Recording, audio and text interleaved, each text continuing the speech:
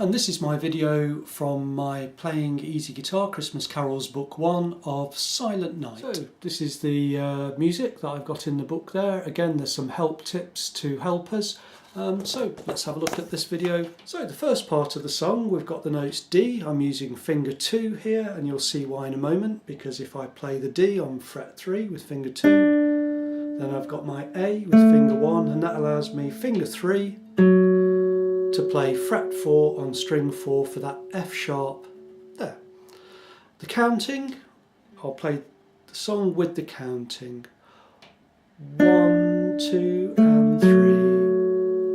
Okay, so I'll do that again.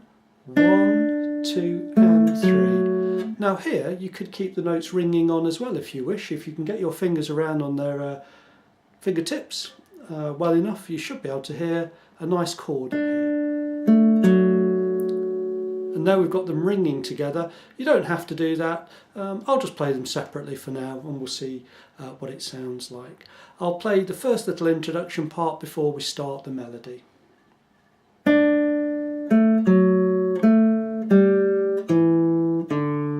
So you can see even on the low D note there, string 4, it's kind of a melody note, so I'm playing it with my fingers rather than as a bass accompaniment with my thumb.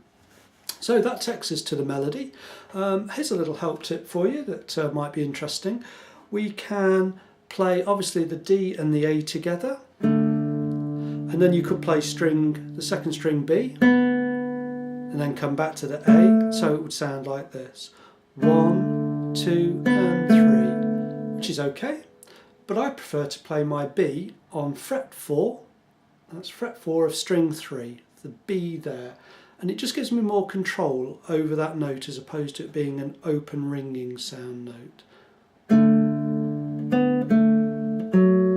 It also has the added advantage that my finger 3 is lying over fret 4, ready for that F sharp on string 4, fret 3. String 4, fret 4, I beg your pardon. So I'll play that again.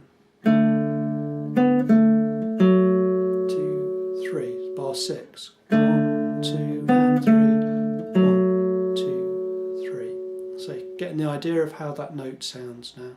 I'll play the remainder of line 2. Fairly straightforward. Just use the fingering that I've written down, and that will help our fingers get to the right frets. Again, it's finger 1 that's going to be lying over fret 2 for the C sharp, and finger 2 this time for the D, not finger 3.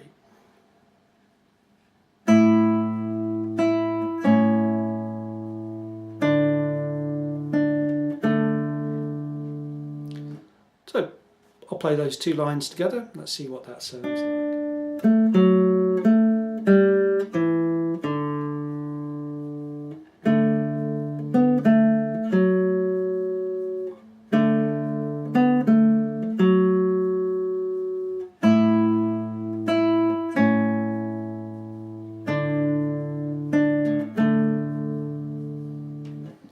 So we're now at bar 12. Help tip, I put another help tip there. It says use finger 3 for note D on bar 13 because finger 2 has just played the low G on bar 12. And that's right, so we don't want really, the idea is not to have finger 3 if it plays the low G on fret 3 there of string 6. It's got to do a big jump. It's not impossible, but it just saves it having to do a jump across the strings, that if we use finger 2 for the low G on fret 3, it means that finger 3 can be positioned and ready to play much clearer. So I'll play 12 to 19, which will be this middle phrase.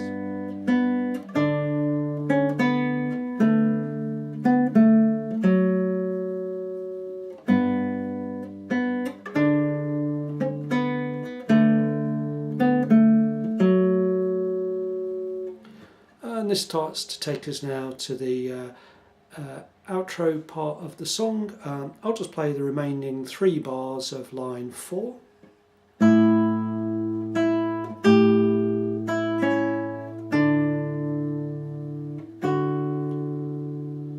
And you can see there that I used finger 2 for fret 3 for the high G. Sorry.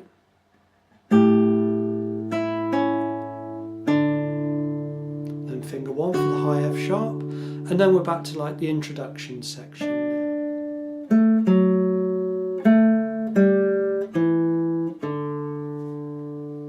One, two, three, and then just keep holding, let that note just ring on in real terms.